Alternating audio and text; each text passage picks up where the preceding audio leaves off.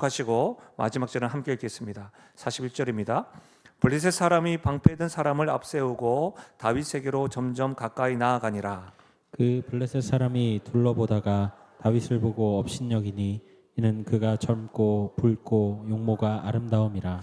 블레셋 사람이 다윗에게 이르되 내가 나를 개로 여기고 막대기를 가지고 내게 나아왔느냐 하고 그의 신들의 이름으로 다윗을 저주하고 그 블레셋 사람이 또 다윗에게 이르되 내게로 오라. 내가 내 살을 공중의 새들과 들짐승들에게 주리라 하는지라. 다윗이 블레셋 사람에게 이르되 너는 칼과 창과 단창으로 내게 나아오거니와 나는 만군의 여호와의 이름 곧 내가 모욕하는 이스라엘 군대의 하나님의 이름으로 내게 나아가노라. 오늘 여호와께서 너를 내 손에 넘기시리니 내가 너를 쳐서 내 목을 붓고 블레셋 군대의 시체를 오늘 공중의 새와 땅의 들짐승에게 주어 온 땅으로 이스라엘의 하나님이 계신 줄 알게 하겠고 또 여호와의 구원하심이 칼과 창에 있지 아니함을 이 무리에게 알게 하리라. 전쟁은 여호와께 속한 것인즉 그가 너희를 우리 손에 넘기시리라. 블레셋 사람이 일어나 다윗에게로 마주 가까이 올 때에 다윗이 블레셋 사람을 향하여 빨리 달리며 손을 주머니에 넣어 돌을 가지고 물매로 던져 블레셋 사람의 이마를 치매 돌이 그의 이마에 박히니 땅에 엎드러지니라. 다윗이 같이 물매와 돌로 블레셋 사람을 이기고 그를 쳐 죽였으나 자기 손에는 칼이 없었더라. 아멘. 자, 본문의 말씀을 가지고 인생의 골리앗과 맞서는 삶, 인생의 골리앗과 맞서는 삶, 우리 복음과 삶 시리즈 5번째 말씀을 살펴보겠습니다. 때때로 여러분 이런 적 없으세요? 우리가 살면서 피하고 싶은 일들이 참 많은 것 같습니다. 어려운 일이라든지 힘든 사람, 그리고 또 복잡한 문제들, 그런 것들이 다가오고 분위기가 좀 조성되어지면 피하고 싶다 이런 거 있잖아요.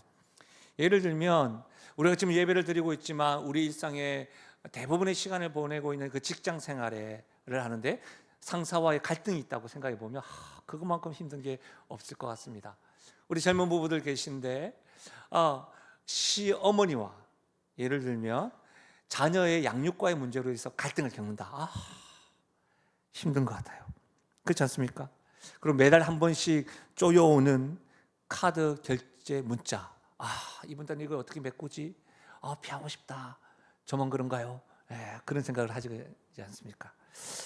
청년들 또 젊은 부부들 또 주변 어른들이 염려해서 하는 소리인 줄 알지만 이런 말들 있잖아요. 너 언제 결혼할 거니?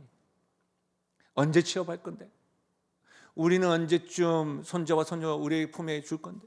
물론 이런 말들 다 염려해서 하는 말인 줄 알지만 이런 질문들 앞에서 어떻게 대답하고 표정을 지어야 할지를 몰라서 가능하다면 처음부터 이런 대화와 분위기를 좀 피하려고 또 피할 수만 있다면 그래서 피해서 편하고 싶어 하는 것 같습니다.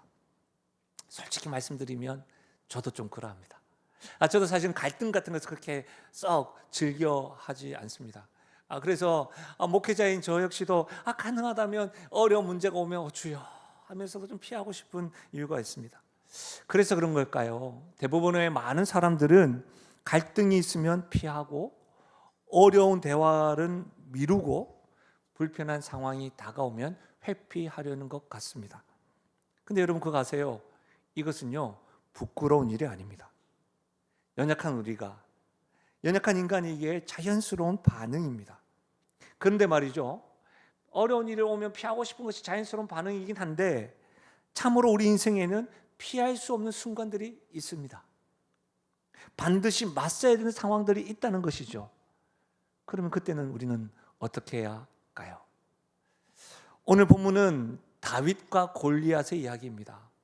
아마 교회를 좀 주일학교를 다니신 분이나 다녀보신 분들이라고 한다면 한 번쯤은 이 말씀을 들었을 뿐만 아니라 연극 같은 것들도 해본 적들이 있을 겁니다. 저 역시도 딱 보시면 아시겠지만 골리앗과 다윗 했을 때 다윗과 골리앗의 역은 맞지 못하고 골리앗의 방패를 들었던 병사로 옆에서 이렇게 서 있었던 그런 역을 맡았던 적이 있습니다. 여러분 어떻습니까? 실제로 여러분 이 골리앗과 다윗의 이야기는 거대한 골리앗 앞에서 도망가지 아니하고 맞서는 다윗의 모습을 우리에게 보여주는데 단순한 용기에 관해서 우리에게 도전하는 말씀이 아니라는 겁니다. 그건 뭘까요? 어떻게 하면 우리 인생에서 가장 깊은 문제와 피할 수 없는 문제들 앞에서 맞설 수 있는가? 그것에 대해서 우리에게 지혜를 주고 해답을 제시하고 있다는 겁니다. 저는 오늘 이와 같은 관점으로 말씀을 통해 우리 앞에 있는 인생의 골리앗과 맞서는 삶은 어떤 삶인지, 그리고 그 골리앗 앞에서 어떻게 반응하며 싸울 것인지, 그 방법에 대해서 이 두 가지 관점에 대해서 살펴보고 하나님의 지혜를 배울 수 있기를 바랍니다. 먼저는 이것입니다. 우리는 모두 골리앗의 위협 아래 살고 있다는 겁니다. 우리 41절에서 44절 말씀을 같이 한번 읽어볼까요? 한 목소리로 다시 한번 읽겠습니다. 시작. 블레셋 사람이 방패든 사람을 앞세우고 다윗에게로 점점 가까이 나아가니라. 그 블레셋 사람이 둘러보다가 다윗을 보고 업신여기니 이는 그가 젊고 붉고 용모가 아름다움이라. 블레셋 사람이 다윗에게 이르되 내가 나를 개로 여기고 막대기를 가지고 내게 나왔느냐 하고 그의 신들의 이름으로 다윗을 저주하고, 그 블레셋 사람이 또 다윗에게 이르되 내게로 오라. 내가 내 살을 공중의 새들과 들짐승들에게 주리라 하는지라. 아멘. 여러분, 본문에 보면 이 골리앗이 다윗에 향하여서 했던 일이 세 가지가 기록되어져 있습니다. 첫 번째는 멸시합니다. 그리고 저주합니다. 그리고 위협했습니다. 그러니까 여러분, 2m가 넘는 그 장대한 전투병이 소년 다윗을 보니까 우습게 보이는 것이죠. 그리고 그 다윗에게 악한 말을 합니다. 내가 네 살을 공중의 새들과 뭐 이렇게 입에 담지 못할 말을 하면서 위협하고 두려움을 잊게 합니다. 막 퍼붓습니다. 여러분, 골리앗은 지금 골리앗 앞에 있는 소년 다윗과는 다릅니다. 목동 다윗과는 다릅니다. 전문적인 군사훈련을 받은 전투병입니다. 여러분, 그가 이 다윗을 향해서 멸시하고 저주하고 위협하는 것은 단순히 개인적으로 모독하는 것이 아닙니다. 뭘까요? 전투를 한다니까요. 전투 기술이에요. 요즘으로 이야기하자면 뭐예요? 멘탈을 흔드는 거예요. 정체성을 흔들어 놓는 거예요. 위협하면서, 모독하면서, 두려움을 주면서 말이죠. 체계적으로 공격하는 형태인 것이죠. 여러분, 오늘을 살아가는 우리도 마찬가지입니다. 우리 모두도 이런 종류의 골리앗의 위협 아래 살아가고 있습니다. 예를 들어 볼까요? 우리 앞에는 성공이라고 하는 골리앗이 있습니다. 그 골리앗이 우리에게 이렇게 말합니다. 너는 충분히 성취하지 못했어. 너는 실패자야. 이 세상에서는 돈이 최고야. 성공이 최고야. 하나님을 잠시 미뤄둬. 이렇게 이야기하는 겁니다. 인정이라는 골리앗도 있습니다. 그 인정이라는 골리앗이 우리 앞에서 이렇게 말할 줄 모릅니다. 아무도 너를 인정하지 않아. 너는 사랑받을 가치가 없어. 안전이라는 골리앗도 있을 수 있습니다. 여러분, 청년들뿐만 아니라 시니어들에게도, 젊은 세대들에게도 미래에 대해서 불안함을 계속해서 조성합니다. 미래는 불확실해. 너의 미래, 내일도 장담하지 못하잖아. 너는 보호받을 수 없어. 완벽함이라고 하는 골리앗도 우리들에게 외칩니다. 너는 실수해서는 안 돼. 목회자가 그러면 안 돼.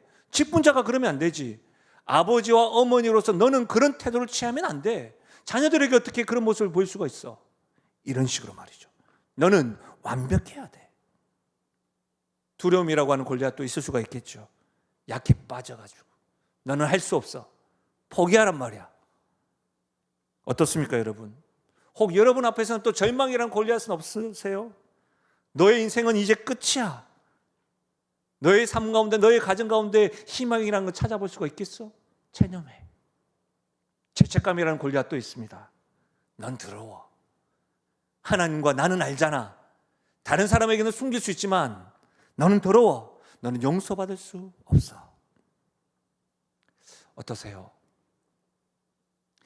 전투병인 골리앗은 어린 다윗을 멘탈을 흔들고 그의 정체성을 흔들어 놓는 체계적인 전략으로 위협하고 두려움을 조성합니다. 여러분의 인생에 어떤 골리앗이 자주 등장하십니까? 지금 어떤 모습으로 멸시와 저주로 여러분을 위협하고 있나요? 이전에 어떤 분이 저에게 와서 기도를 부탁한 적이 있습니다. 목사님, 저는 요즘 매일 두렵습니다. 제가 무엇이 그렇게 매일 두렵습니까? 남편 사업이 잘 안 될까 봐 두렵습니다. 지금 많이 좀 어렵잖아요, 목사님. 지금 좀 행복해지려고 하는데 이 사업이 좀 안 될까 봐 두려워요. 혹시 망하면 어떡하죠? 지금 우리 자녀들에게 학원비라든지 생활, 지금 여기저기 뭐 시작한 일들이 많은데 너무너무 두렵습니다. 앞으로 살면 어떻게 해야 합니까? 이런 생각들이 머릿속에 떠나지 않는다는 거예요. 여러분, 이분 앞에는 지금 어떤 골리앗이 있는 것 같습니까? 두려움이라고 하는 골리앗이 매일매일 그의 삶 가운데 외치고 있는 거예요. 위협하고 있는 거예요. 여러분 어떠세요? 여러분 앞에 서 있는 골리앗이 매일 여러분을 향해서 소리 지르고 있지는 않으십니까? 하지만 여기서 우리가 놓치지 말아야 될 것이 하나 있습니다. 우리 앞에 선 골리앗들의 공통점들입니다. 여러분, 우리 앞에 선 골리앗들의 공통점은 뭐냐면 그들은 모두 우리에게 거짓말을 합니다. 여러분, 그들은 우리의 멘탈, 우리의 정체성을 흔들어 공격하는 그 지점이 뭐냐면 항상 우리의 행위나 성취나 다른 사람들의 평가에 기초하여서 만들려고 합니다. 우리의 가치를 말이죠. 그러니까 저는 이 부분에 대해서 제가 학계에서는 인정하지 않지만 한번 만들어 봤는데 조건부 정체성. 골리앗들이 계속해서 이렇게 예를 들면 이런 거죠. 너는 뭐 해야지 가치가 있는 존재야. 너가 뭐 가지고 있어야 괜찮은 거야. 뭐 할 수 있어야지 너가 인정받고 무엇이 되어야지 너가 사랑받는 거야. 이런 거짓으로 계속해서 우리를 세뇌하면서 조건부 전체성을 가질 것을 계속해서 이야기하고 두렵게 떱니다. 나 아직까지 그걸 가지지 못했는데, 아직까지 준비가 되지 못했는데, 다른 사람 나를 어떻게 볼까? 이런 마음을 계속 들게 만드는 것이죠. 여러분, 또한 성도들 역시도 자주 빠지는 함정이 있습니다. 신앙생활을 조건부로 이해하는 경우가 왕왕 있습니다. 예를 들면 이런 것이죠. 기도를 많이 해야 좋은 성도라는 거예요. 내가 봉사를 해야지 하나님의 나를 사랑하신다, 그렇게 생각한다는 거예요. 여러분, 근데 성경 어디에서도 그렇게 말하지 않습니다. 여러분, 제가 복음에 대해서 말씀드렸을 때마다 강조하는 말씀이 뭐예요? 우리가 아직 죄인 되었을 때, 우리가 아직 연약할 때에, 우리가 하나님을 알기도 전에 하나님이 이미 우리를 뭐 하셨다? 사랑하셨다. 그러면 우리가 어떤 조건을 가지기도 전에 이미 하나님이 우리를 사랑하는 존재로 여기셨다는 사실입니다. 아멘이십니까? 예. 다시 말하면 사랑받기 위한 조건으로 하는 것은 신앙생활이 아니라 종교 활동입니다. 여러분, 우리는 좋은 성도가 되기 위해서 기도하는 것이 아닙니다. 내 아버지께 사랑을 표현하는 겁니다. 내 아버지께 나의 고통을 이야기하는 것입니다. 대화하는 것이죠. 우리가 사랑받으려고 봉사하고 섬기는 것이 아니라 이미 사랑받았고 그 사랑이 너무너무 감사해서 왜요? 감사로 섬기는 것입니다. 여러분, 우리의 가치가 이런 존재요 조건부가 아니라는 것을 여러분 분명히 아셔야 됩니다. 성경은 곳곳에 이 부분에 대해서 말을 하고 있는데요. 고린도전서 1장 26절과 29절, 좀 길긴 하지만 같이 한번 읽어볼까요? 같이 읽겠습니다. 시작. 형제들아, 너희를 부르심을 보라. 육체를 따라 지혜로운 자가 많지 아니하며 능한 자가 많지 아니하며 문벌 좋은 자가 많지 아니하도다. 그러나 하나님께서 세상의 미련한 것들을 택하사 지혜 있는 자들을 부끄럽게 하려 하시고 세상의 약한 것들을 택하사 강한 것들을 부끄럽게 하려 하시며 하나님께서 세상의 천한 것들과 멸시받는 것들과 없는 것들을 택하사 있는 것들을 패하려 하시나니 이는 아무 육체도 하나님 앞에서 자랑하지 못하게 하려 하심이라. 사도 바울을 통해서 고린도 교회 성도들에게 지금 말씀하고 있는 것을 들어보십시오. 형제들아, 너희들의 부르심을 보라. 너희들이 어떻게 성도가 되었는지 보라. 기억하라는 겁니다. 문벌이 좋아서가 아니라는 겁니다. 뭔가 많이 가져서가 아니라는 겁니다. 지혜로서라는 건 선하기 때문이 아니라는 겁니다. 모든 육체가, 아무 육체도 하나님 앞에서 자랑하지 못하는 겁니다. 우리가 어떤 조건을 가졌기 때문에 우리의 정체성이 하나님께 사랑받는 존재가 아니라는 겁니다. 요즘 우리가 살아가는 이 세상에서 가장 영향력 있는, 소수의 집단이지만 영향력 있는 나라가 어디입니까? 유대인 아닙니까? 금융업에서 그들이 지금 말씀에 대해서 토라, 말씀에 대해서 뭐 유대인 교육법 이런 것들이 많이 있지만 여러분 그들이 탁월해서 하나님이 선택한 백성이 아니라고 성경 구약은 분명히 이야기하고 있습니다. 신명기 7장인데요. 들어보십시오. 여호와께서 너희를 기뻐하시고 너희를 택하심은 너희가 다른 민족보다 수요가 많기 때문이 아니니라. 너희는 오히려 모든 민족 중에 가장 적으니라. 여호와께서 다만 너희를 사랑하심으로 말미암아 너희를 선택했다는 거예요. 하나님께서 사랑하심으로 말미암아 다만, 사랑하는 여러분, 이스라엘 백성도 고린도 교회 성도들도 우리들도 우리의 가치가 우리가 가진 조건으로 자리매김하는 것이 아닙니다. 성취나 성공과 관계없이 하나님께서 다만 우리를 사랑하심으로 말미암아 우리를 선택하시고 우리를 자녀 삼아 주셨음을 믿으시길 바랍니다. 여기에 우리의 가치가 있는 겁니다. 그러니까 우리가 조건적인 정체성이 아니에요. 우리는 무조건적인 사랑을 받고 무조건적인 정체성으로 뭐예요? 하나님의 자녀다. 아멘이십니까? 예. 근데 저는 여기에서 조금 더 깊이 주목하고 싶은 대목이 있습니다. 골리앗이 지금 다윗을 저주하는 대목에서 실상은 골리앗이 다윗을 두려워하고 있는 것처럼 저는 보입니다. 왜 그럴까요? 43절 같이 한번 읽어볼까요? 43절입니다. 같이 읽겠습니다. 시작. 블레셋 사람이 다윗에게 이르되 내가 나를 개로 여기고 막대기를 가지고 내게 나아왔느냐 하고 그의 신들의 이름으로 다윗을 저주하고. 여러분, 지금 골리앗은 키가 2m가 넘습니다. 제가 잠시 일부 예배 끝나고도 골리앗과 다윗의 어떤 전쟁 영화가 2025년도에 또 한다고 해서 또 살펴봤는데 어마무시합니다. 여러분, 저는 2m가 안 됩니다. 그러니까 저는 비교도 안 되죠. 그렇죠? 그리고 어린 목동이에요. 근데 그 골리앗이 지금 어린 목동에게 뭐라고 이야기하냐면 보십시오. 야, 너 개를 잡는 것처럼 왜 막대를 들고 오냐? 이렇게 이야기하고 있는 겁니다. 이 말이 뭐예요? 막 화를 내고 있는 거예요. 지금 골리앗이 자신의 정체성을 어떻게 두고 있냐면 다른 사람들은 나를 보고 두려워해야 된다. 두려움의 대상으로 자기의 정체성을 좀 잡고 있는 거예요. 그러니까 장대한 그가 여러분 얼마나 크고 힘이 많았으면 그의 방패도 사람이 들었겠습니까? 그러면 골리앗이 다른 사람을 어떻게 대했냐면 다른 사람은 나와 같은 나의 모습을 보고 두려워 떨어야 된다. 이렇게 지금 자기 정체성을 두려움의 대상으로 세웠다는 것이죠. 근데 지금 다윗은 뭐예요? 어린 목동이 쫄래 막대기 하나 들고 이렇게 오니까 야, 너 지금 개 잡아 나한테 오냐? 그러면서 뭐 하고 있어요? 저주하고 있습니다. 너의 살을 내가 막 이렇게. 여러분 생각해 보십시오. 지금 목동 다윗이 개를 잡듯이 막대기를 들고 막 나오니까 지금 전투병이 골리앗이 마음이 상한 겁니다. 실제로 두려워하고 있는 겁니다. 왜요? 정말 우습다면 어떻게 됩니까? 저주할 것이 아니라 그냥 가라 이렇게 얘기해야지. 내가 막 큰 소리로 난 널 저주할 거야.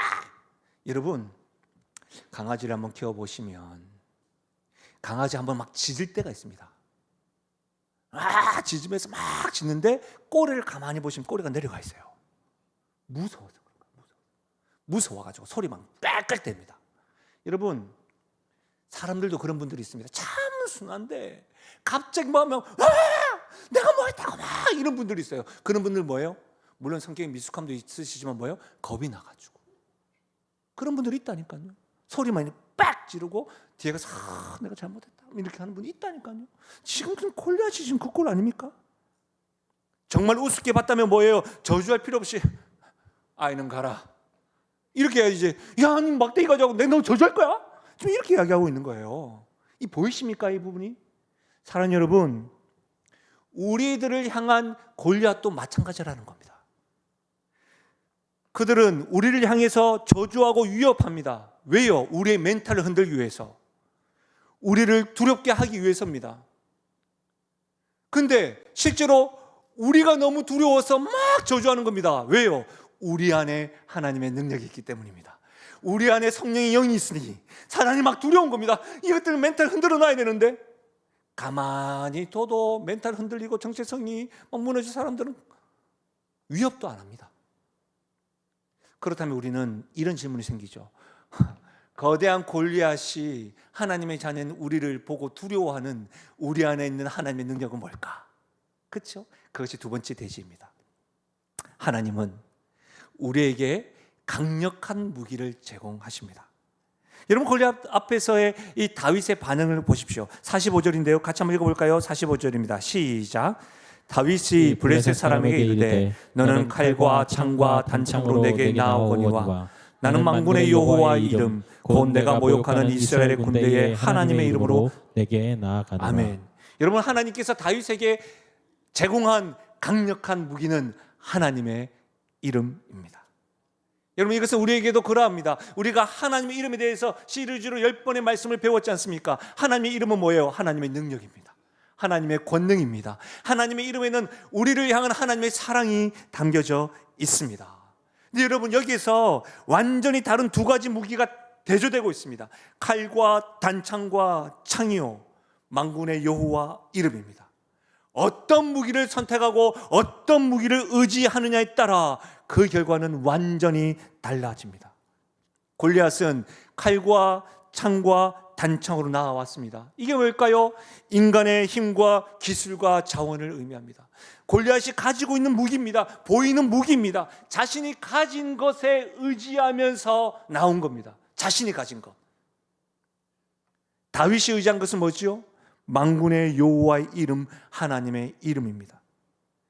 하나님의 능력입니다. 하나님의 사랑입니다. 하나님의 신실하심입니다. 다윗은 자신에게 있는, 자신이 가진 것이 아니라 자신 밖에 있는 그 하나님의 이름을 가지고 그 하나님의 이름을 의지하며 나아갔다는 겁니다. 사랑하는 여러분, 지혜자인 솔로몬이 이렇게 말씀했습니다. 잠언 3장 5절인데요. 너는 마음을 다하여 여호와를 신뢰하고 내 명철을 의지하지 말라. 너는 범사의 그를 인정하라. 그리하면 내 길을 지도하시리라. 오늘이 2025년 7월 20일입니다. 우린 내일 7월 21일을 맞이할 겁니다. 근데 여러분, 7월 21일은 세상에 어느 누구도 경험하지 못한 날입니다. 우리가 경험했던 과거의 경험으로 그것을 살아갈 수가 있을까요? 그러니 성경은 너의 명철을 의지하지 말고 범사에 그 날을 창조하신 하나님을 인정하라. 그가 인도하시리라. 아멘이십니까? 이것이 칼과 단창, 내가 가진 것을 의지하면서 살아가는 것이 아니라 눈에 보이지 않는 내 밖에 있는 하나님의 이름, 하나님의 능력을 의존하며 나아가는 모습인 것입니다. 사랑하는 여러분, 이것이 세상 사람과 성도의 차이입니다. 세상 사람들은 보이는 것으로 문제를 해결하려고 합니다. 그러나 성도는 보이지 않는 하나님의 능력으로 문제를 해결하려고 합니다. 사랑하는 여러분, 인생의 골리앗과 맞설 때 여러분은 무엇을 의지하십니까? 여러분의 재산이십니까? 여러분의 건강이십니까? 여러분의 인맥이십니까? 여러분의 경험이십니까? 이번 주 금요기도 집회 때 강사 목사님이 오셔서 참 은혜로운 말씀을 전해주셨는데 오늘 말씀을 준비하면서는 이 대목이 저에게 기억이 나더라고요. 돈을 벌어도 죽습니다. 아파트를 가지고 있다고 해서도 죽습니다. 건강해도 죽습니다. 지금 행복을 한다 할지라도 죽습니다. 예. 한 번 죽는 것은 사람에게 정한 일이요 이후에는 심판이라고 했는데 여러분, 모두가 다 죽습니다. 장담할 수가 없습니다. 그럼 우리는 우리 앞에 있는 골리앗 앞에 무엇을 가지고 맞서야 될까요? 우리의 경험요, 우리의 물질요, 우리의 건강요, 우리의 명철요, 아니면 하나님의 이름을 의지하고 나아가야 될까요? 다윗은 골리앗의 물리적 힘보다 하나님의 능력을 크게 보았습니다. 하나님의 능력은 불가능을 가능케 하시는 분으로 그는 확신했습니다. 여러분, 이것이 승부를 가르는 결정적인 차이입니다. 다윗뿐만 아니라 시편 기자도 이렇게 고백합니다. 시편 20편 7절인데요. 같이 한번 읽어볼까요? 같이 읽겠습니다. 시작. 어떤 사람은 병거, 어떤 사람은 말을 의지하나 우리는 여호와 우리 하나님의 이름을 자랑하리로다. 아멘.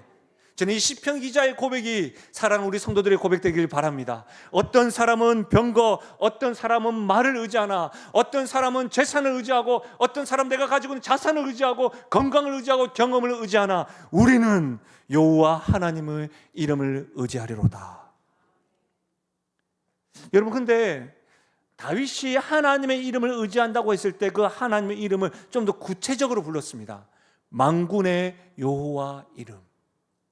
이 이름의 뜻이 무엇일까요? 만군, 하늘나라의 모든 군대장의 이름이라고 하는 것이죠. 하나님의 이름은 하늘나라의 모든 군대장의 이름. 여러분, 이스라엘 역사 가운데 북이스라엘 역사에 아람과 이스라엘 전쟁이 있었습니다. 이 아람 왕이 이 이스라엘을 공격하려고 매일 참모들을 모아놓고 비밀 작전을 하고 공격을 하였습니다. 근데 그때마다 이스라엘이 방어를 하고 패배하다 보니까 왕이 생각하는 것이죠. 이 비밀리에 작전을 짜고 공격을 했는데 분명히 우리 안에 내부에 첩자가 있다. 그랬더니 색출하려고 했더니 신하가 이런 말을 합니다. 왕이시 아닙니다. 이스라엘에는 엘리사 선지자가 있는데 그 엘리사 선지자는 왕의 잠자리의 생각까지도 다 알고 이스라엘 백성까지, 그 이스라엘 왕에게 알려줍니다. 그랬더니 아람 왕이 그렇다면 엘리사부터 잡아야 되겠네. 그래서 어떻게 해요? 말과 병과 군사들을 보냅니다. 포위합니다. 그 말씀이 열왕기하 6장에 기록되어져 있습니다. 여러분, 이 말씀도 같이 한번 읽어볼까요? 열왕기하 6장 15절과 17절 같이 읽겠습니다. 시작. 하나님의 사람의 사환이 일찍 일어나서 나가보니 군사와 말과 병거가 성읍을 에워쌌는지라. 그의 사환이 엘리사에게 말하되 내 주여 우리가 어찌하리까 하니 대답하되 두려워하지 말라. 우리와 함께한 자가 그들과 함께한 자보다 많으니라 하고 기도하여 이르되 여호와여 원하건대 그의 눈을 열어서 보게 하옵소서 하니 여호와께서 그 청년의 눈을 여심해 그가 보니 불말과 불병거가 산에 가득하여 엘리사를 둘렀더라. 이 말씀 이해하시겠죠? 아람 왕이 엘리사를 잡으려고 병거를 보냈는데 이 하나님의 사람 엘리사의 사환 청년이 문 열고 나가보니까 다 포위하고 있습니다. 어찌해야 됩니까? 했더니 엘리사가 뭐라고 두려워하지 말라. 우리와 함께한 자들이 저들보다 더 많다. 그러면서 하나님께 기도하고 하나님 내가 보는 것처럼 이 청년도 보게 해주십시오라고 기도했더니 청년의 눈에 그가 보니 불말과 불경거가 산에 가득하여 엘리사를 둘렀더라. 사랑하는 여러분, 우리에게도 그래요. 우리에게도 하늘 군대가 함께하고 있음을 믿으시길 바랍니다.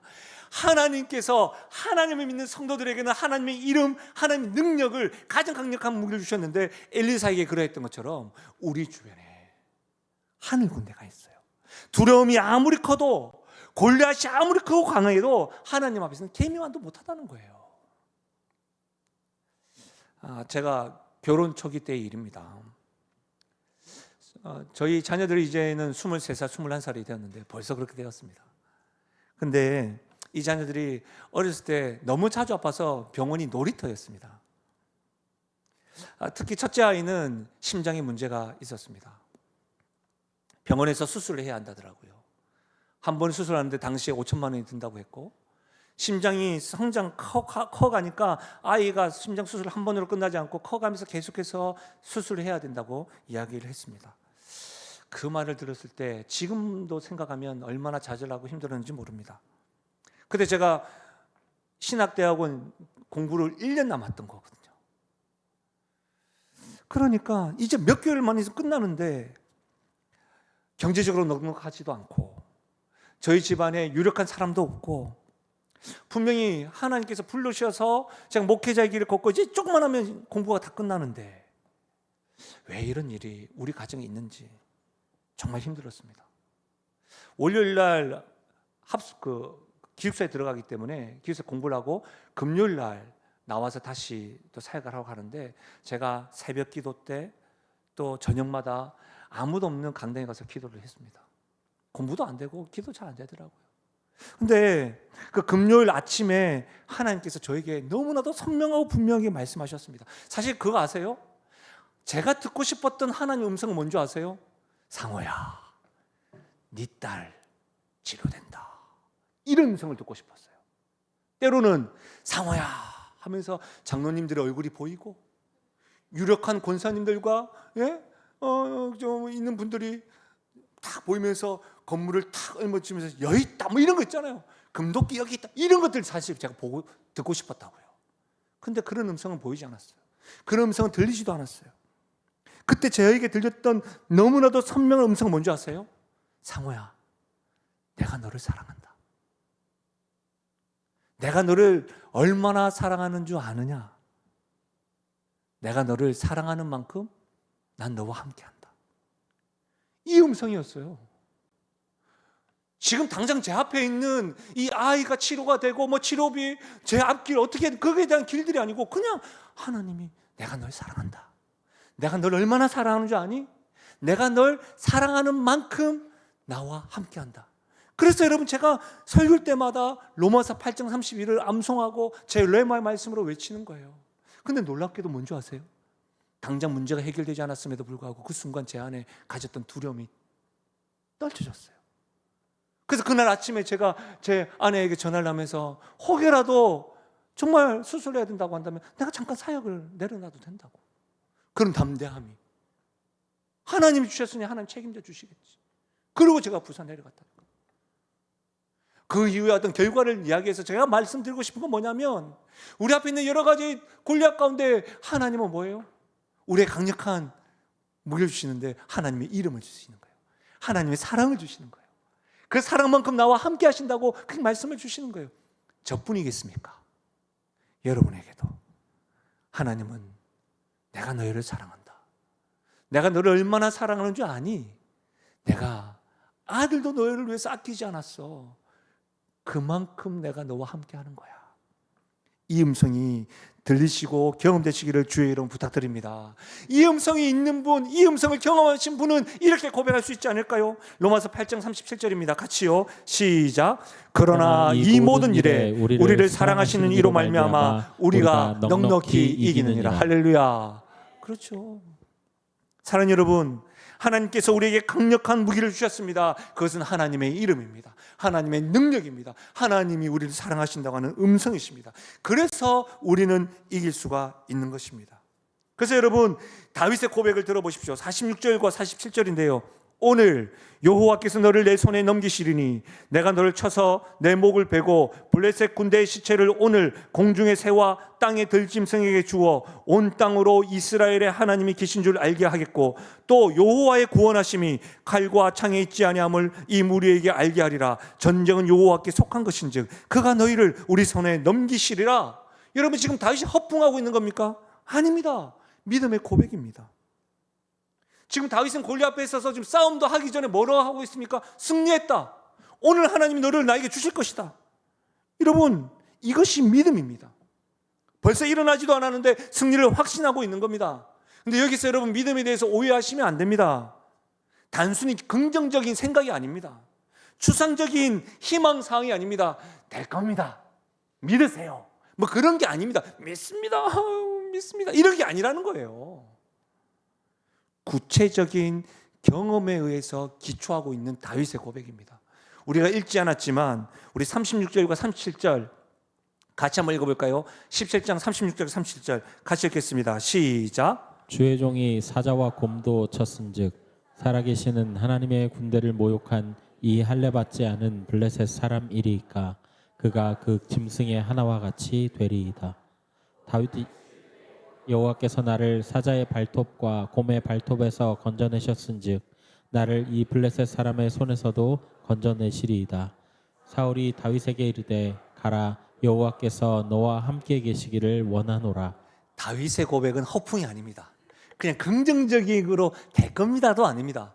그는 사자의 발톱과 곰의 발톱에서 하나님이 건져셨은즉 나를 이 골리앗 손에서도 건지실 겁니다. 그 경험에 기초한 믿음을 선포하고 있는 겁니다. 사랑하는 여러분, 곰과 사자와 맞설 때에도 함께 하셔서 하나님 능력으로 이기게 하신 하나님이 골리앗도 이기게 할 것이다. 실제적이고 실존하신 하나님을 경험한 다윗의 눈앞에서는 골리앗이 하나님보다 작게 보이는 겁니다. 하나님이 어마무시하게 크게 다가오는 것입니다. 그러니 담대한 겁니다. 믿음은 실제적이고 굉장히 구체적입니다. 그러니 여러분 오늘 말씀을 한번 보십시오. 48절에 가만히 보면 다윗과 골리앗이 이렇게 있을 때 다윗이 골리앗 보고 들어와 웃어야 되는데, 이게 어떤 영화에 보면 그런 게 있잖아요. 뭐 들어와.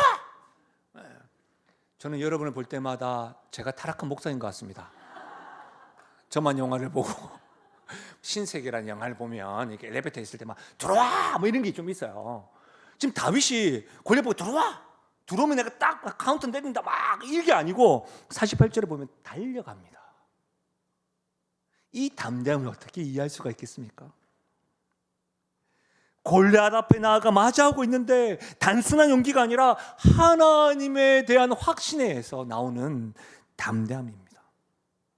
사랑하는 여러분, 하나님의 실제적이고 구체적인 그분의 능력, 우리를 향한 하나님의 사랑을 경험하시는 은혜가 있기를 바랍니다. 그러면 내 현재 문제보다도 내 앞에 있는 골리앗보다도 더 크신 하나님이 나와 함께 하심을 믿고 담대하게 나아갈 줄로 믿습니다. 여기서 우리는 조금 더 깊은 질문을 해봐야 할 것 같습니다. 저는 설교 초반부에 이런 말씀을 드렸습니다. 다윗과 골리앗의 이야기는 단순히 우리에게 더 용감해야 한다든지 다윗처럼 용감한 믿음을 가지라고 도전하는 것으로 말하지 않는다라고 말씀드렸습니다. 물론 다윗과 같은 믿음을 가집시오라고 설교할 수도 있습니다. 그러나 저는 그렇게 강조하는 것일까요? 저보고 만약에 다윗과 같은 용기를 오늘 이 말씀에서 메인 메시지로 말하는 것입니까? 라고 묻는다고 한다면 저는 아니다라고 말할 것 같습니다. 왜냐하면 만약 그렇다면 우리는 처음에 아멘 할렐루야 다윗의 믿음을 본받아야지, 나도 그와 같이 믿음으로 담대히 나아가야지 하겠지만 3일만 못 되어서 또다시 절망할 겁니다. 작심삼일. 그렇죠? 나는 했었는데, 예배될 때는 담대했었는데 내 앞에 있는 골리앗을 또 보고 위협하는 것을 보면 왜 그럴까요? 우리는 다윗이 될 수 없기 때문입니다. 정직하게 여러분 한번 대답해 보십시오. 여러분 인생에 골리앗이 몰려올 때에 다윗과 같은 믿음을 가지셨습니까? 다윗과 같이 하나님에 대한 확신으로 이런 맞서시면서 달려가시고 그렇게 담대하셨습니까? 어쩌면 우리의 모습은 다윗과 같이 담대하게 너는 칼과 단창과 나에게 오지만 난 하나님의 이름으로 간다 이렇게 말하기보다는 골리앗의 우렁찬 모습에 찍소리도 못하고 떨고 있는 이스라엘 군대의 더 가까운 모습으로 나아간 적은 없으셨습니까? 이런 우리에게 희망이 있을까요? 있습니다. 그 희망은 우리가 더 나은 다윗이 되는 것에 있지 않습니다. 그 희망은 우리를 위한 완벽한 다윗이 오셨다는 것에서 우리는 희망을 가질 수가 있습니다. 바로 예수 그리스도. 그분이 우리의 진정한 다윗으로 오셨습니다. 다윗의 자손 되시는 진정한 다윗으로 예수님이 오셨습니다. 그분은 우리가 이길 수 없는 골리앗들과 맞서셨습니다. 그분이 공생애를 처음 시작할 때 사탄의 골리앗과 맞서서 승리하셨습니다. 그분은 죄라는 골리앗과 싸워서 승리하셨습니다. 그분은 죽음이라는 골리앗과 맞서셔서 십자가에서 죽으심과 동시에 부활하셨습니다. 그래서 우리는 그 주님 앞에서 믿는 자들은 이 땅에서 사랑하는 이를 떠나보내지만 다시 만날 소망으로 우리는 승리할 수 있음을 믿으시길 바랍니다. 예수님이 승리하셨습니다. 다른 사람들은 십자가에서 패배하셨다고 하지만 예수님은 그곳에서 승리의 방식으로 부활하셨습니다. 그러니 사랑하는 여러분, 이제 우리는 예수님의 승리에 참여하면 그분의 승리가 우리의 것이 되는 것이죠. 우리가 완벽한 다윗이 되어서가 아니라 완벽한 다윗이 우리를 위해서 싸우시고 승리하신다는 것을 믿는 하나님의 자녀에게 그 승리가 우리에게 허락되어짐을 믿으시길 바랍니다. 말씀을 마무리하겠습니다. 오늘 우리는 본문의 말씀을 통해서 인생의 골리앗과 맞서는 삶에 대해서 배웠습니다. 기억나십니까? 먼저 우리 앞에는 반드시 싸워야 될, 또 맞서야 될 골리앗이 있다는 것이죠. 우리 모두 그 골리앗의 위협 아래서 살아가고 있습니다. 두려움, 절망, 죄책감, 세상의 가치관, 이런 골리앗들이 우리들을 위협하지요. 피하고 싶지만 피할 수 없는 골리앗들이죠. 근데 여러분, 우리 맞설 수 있지 않습니까? 왜요? 우리에게 하나님께서 강력한 무기를 주셨기 때문입니다. 그 무기는 무엇입니까? 하나님의 이름입니다. 하나님의 능력입니다. 나를 사랑하시는 하나님의 사랑입니다. 내가 너를 얼마나 사랑하는 줄 아느냐? 독생자 아들을 줄 만큼, 그 사랑만큼 난 너와 함께해. 이 능력, 이 이름을 우리에게 주셨습니다. 세상의 어떤 무기보다 강력합니다. 여러분 앞에 어떤 골리앗이 서 있습니까? 그 골리앗이 여러분에게 지금 무엇이라고 여러분을 위협하고 저주하고 있습니까? 사랑하는 여러분, 무서워하지 마십시오. 여러분은 혼자 골리앗과 맞서야 하는 것이 아닙니다. 우리에게는 완벽한 다윗으로 승리하시는 예수님이 함께 그 골리앗과 맞서고 승리하신다는 겁니다. 그분의 승리가 곧 우리의 승리입니다. 그분과 동행하는 사람은 더 놀란 건 뭐예요? 골리앗이 우리를 무서워한다는 겁니다. 그러니 만군의 여호와 이름으로 다음 대에 나아가는 교회요 성도 되시기를 주님의 이름으로 축원합니다. 우리 이 말씀을 생각하시면서 이 찬양이 우리 하나님께서 우리에게 역사하시고 하나님의 능력을 베푸실 것이라고 하는 그 믿음을 우리가 선포하며 나아가십시다.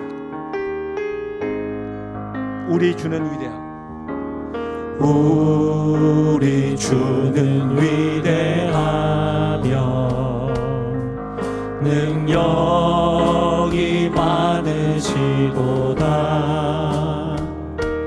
그의 지혜 무궁하며 인자는 영원하도다. 상한 자를 고치시며 상한 자들 고치시며 상처를 싸매시도다.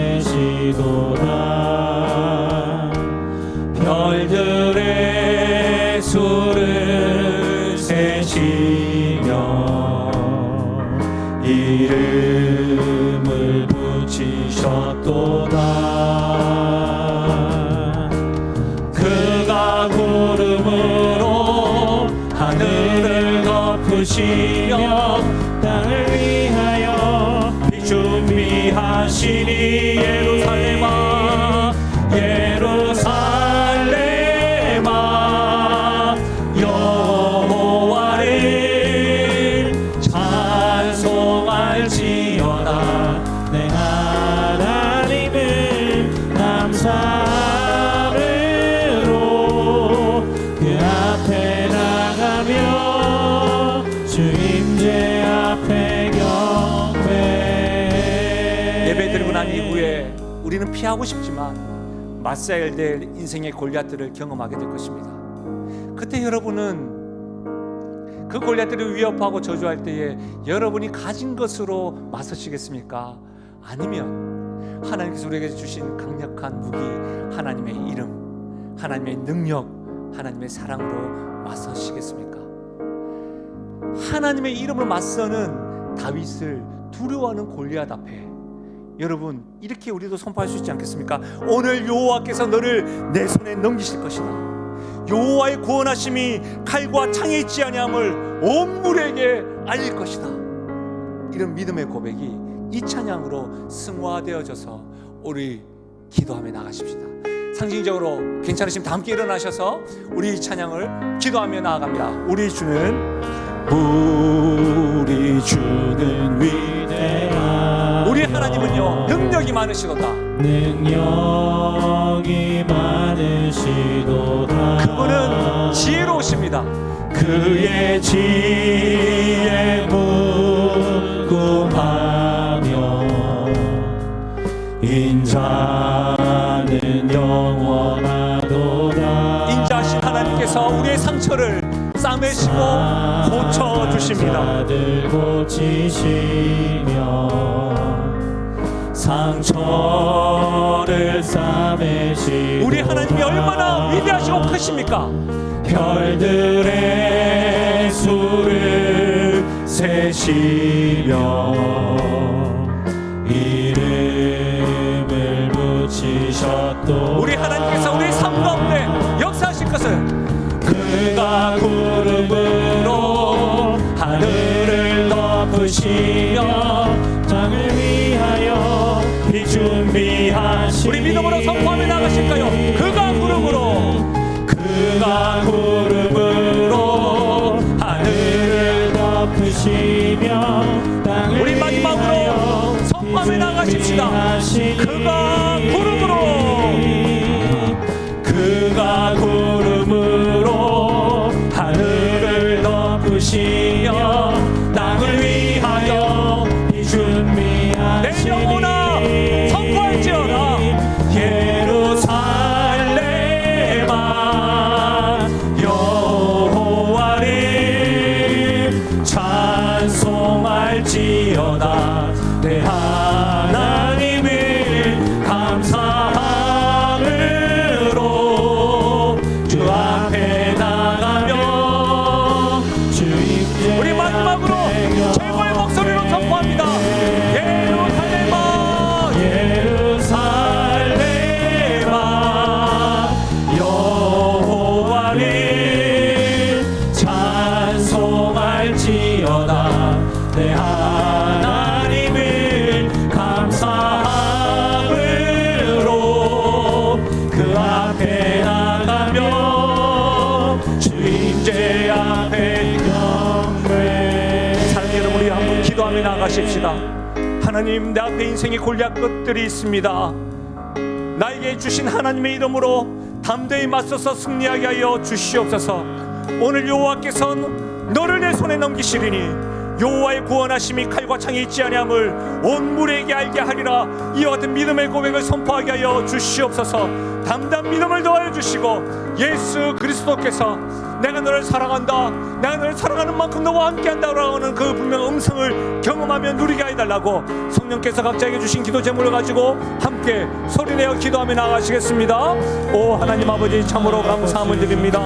하나님 아버지, 이 시간 말씀 들려주셔서 감사함을 드립니다. 우리 인생의 골리앗 앞에 위협하고 저주하고 두려움 가운데 우리를 하나님 아버지 낭을 시킬 때마다, 자격케 할 때마다, 두려움 있을 때마다 하나님 아버지 우리가 맞서 싸울 수 있는 용기를 가지게 하여 주시고 우리의 힘으로는 할 수 없으나 하나님의 주께서 허락하신 하나님의 이름으로 담대히 맞서 싸우는 우리를 될 수 있도록 도와주시옵소서.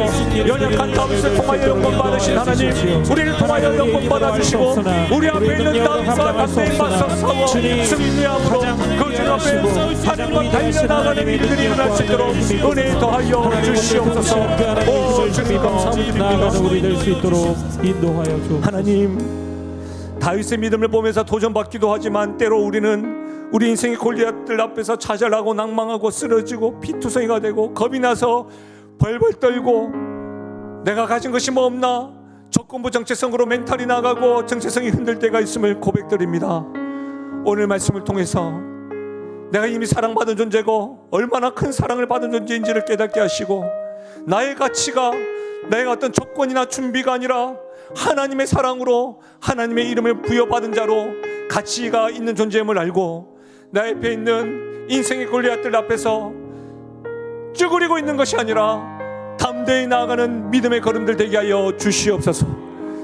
이미 승리케 하신 하나님, 다윗의 고백처럼 오늘 여호와께서 너를 내 손에 넘기시리니 여호와의 구원하심이 칼과 창이 있지 아니함을 온 물에게, 우리 가족들에게, 내 직장에게, 내 삶 가운데 알게 하리라고 선포하며 나가는 믿음의 식구들, 믿음의 성도들, 사랑하는 교회 되게 하여 주옵소서.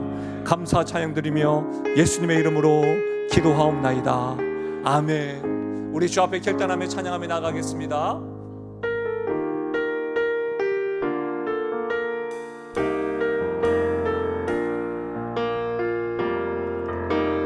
나의 평생에 가장 복된 일은 내가 예수님을 만난 것이라. 나의 나의 평생에 가장 잘하기를 여러분, 정말 그렇습니다. 내가 예수님을 주로 섬긴 것이라.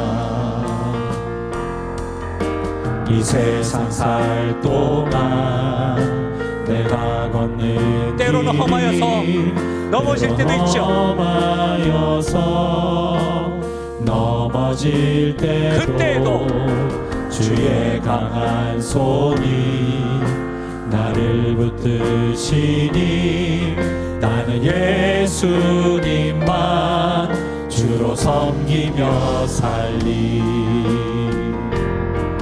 나는 주를 섬기는 것에 후회가 없습니다. 내가 걸어온 모든 시간 다 주의 은혜니 내가 걸어갈 모든 날도 주만 섬기며 살리. 오직 예수 이름 부르며 살아가리라. 아멘. 이것이 나의 간증이요, 이것이 나의 찬송일세. 나 사는 동안 끊임없이 구주를 찬송하리로다. 나 사는 동안, 나 사는 동안 끊임없이 구주를 찬송하리로다. 한 주간도 맞서 싸울 골리앗 앞에 담대하십시오. 하나님의 복을 받겠습니다. 지금 우리 주 예수 그리스도의 은혜와 하나님 아버지의 무한하신 사랑과 성령 하나님의 위로교통하심 충만하신 역사가